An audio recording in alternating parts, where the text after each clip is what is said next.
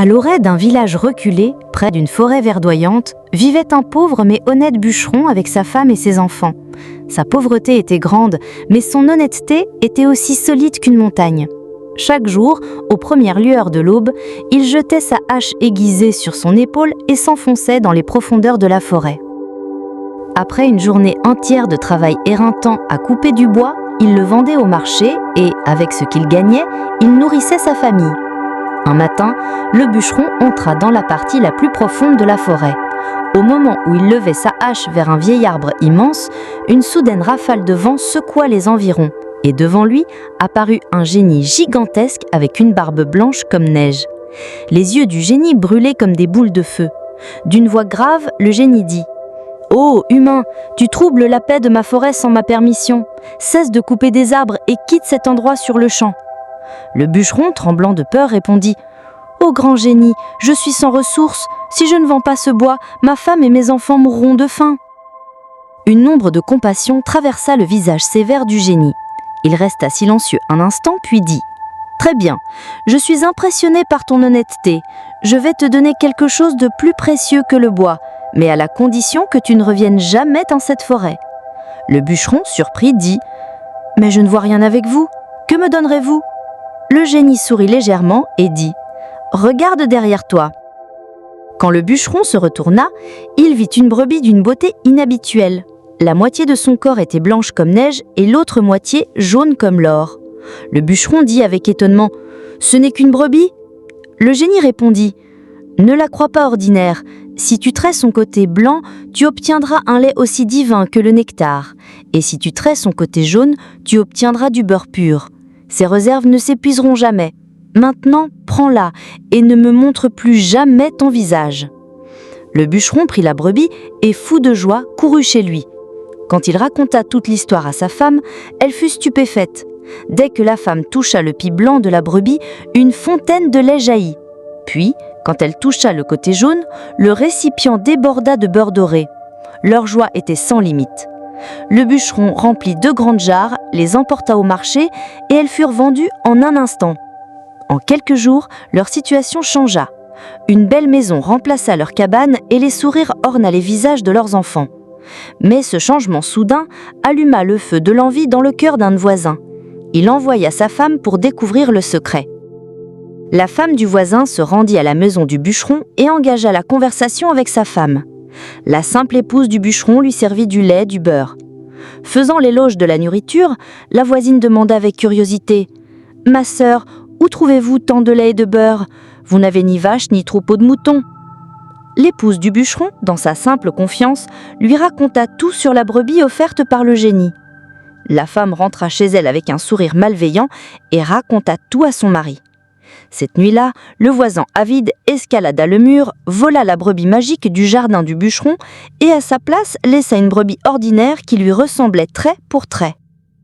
La femme du voisin se rendit à la maison du bûcheron et engagea la conversation avec sa femme. La simple épouse du bûcheron lui servit du lait, du beurre. Faisant l'éloge de la nourriture, la voisine demanda avec curiosité « Ma sœur, où trouvez-vous tant de lait et de beurre? Vous n'avez ni vache ni troupeau de moutons. » L'épouse du bûcheron, dans sa simple confiance, lui raconta tout sur la brebis offerte par le génie. La femme rentra chez elle avec un sourire malveillant et raconta tout à son mari. Cette nuit-là, le voisin avide escalada le mur, vola la brebis magique du jardin du bûcheron et à sa place laissa une brebis ordinaire qui lui ressemblait trait pour trait. Le lendemain matin, elle courut appeler son mari. Le bûcheron vit la brebis et s'écria « Nous sommes ruinés, ce n'est pas notre brebis, quelqu'un a volé notre fortune !» En entendant sa femme parler de la visite de la voisine, il comprit tout et se précipita chez le juge. Mais le juge ne crut pas son histoire. Le voisin dit devant le juge « Monsieur, cet homme doit être devenu fou. Qui a jamais entendu parler d'une brebis qui donne du lait et du beurre ?» Le juge gronda le bûcheron et le renvoya.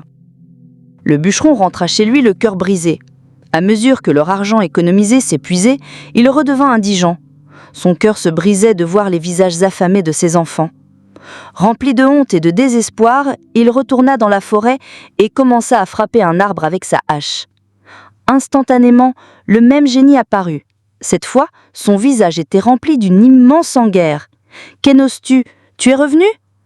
Le bûcheron dit « Ô grand génie, mon voisin m'a trompé, il a volé ma brebis, mes enfants ont faim, alors j'ai été obligé de revenir. » Après avoir tout entendu, le génie dit « Très bien, ton situation est due à un homme avide. Je t'aide pour la dernière fois.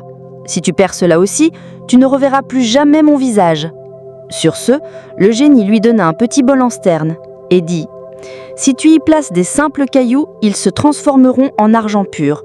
Sois prudent cette fois. » Le bûcheron retourna chez lui avec le bol d'argent.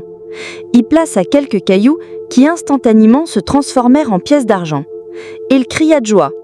Une fois de plus, leur fortune revint. Cette fois, il construisit une maison encore plus grande. Un jour, sa femme alla rendre une boîte qu'elle avait empruntée à la voisine. Sans le vouloir, un petit caillou d'argent était resté coincé dans un coin de la boîte. La voisine trouva le caillou en examinant la boîte et le remit à son mari en disant « Regarde, le vrai secret de notre voisin, c'est cette pierre. » Cette même nuit, le voisin avide entra de nouveau dans la maison du bûcheron, vola le bol d'argent et le remplaça par un bol ordinaire. Le lendemain matin, le bûcheron vit que la magie du bol avait disparu. Il comprit qu'on l'avait de nouveau trompé.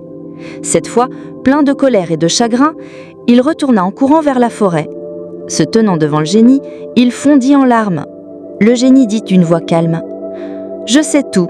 Cette fois, justice sera faite. Ceci est mon dernier cadeau. » Le génie lui donna une petite boîte en bois et dit « Quand tu l'ouvriras, un gardien minuscule en sortira. Il obéira à tous tes ordres. Il protégera ta richesse et punira le malfaiteur. Mais attention, ne joue pas avec lui. » Le bûcheron emporta la boîte chez lui et l'ouvrit.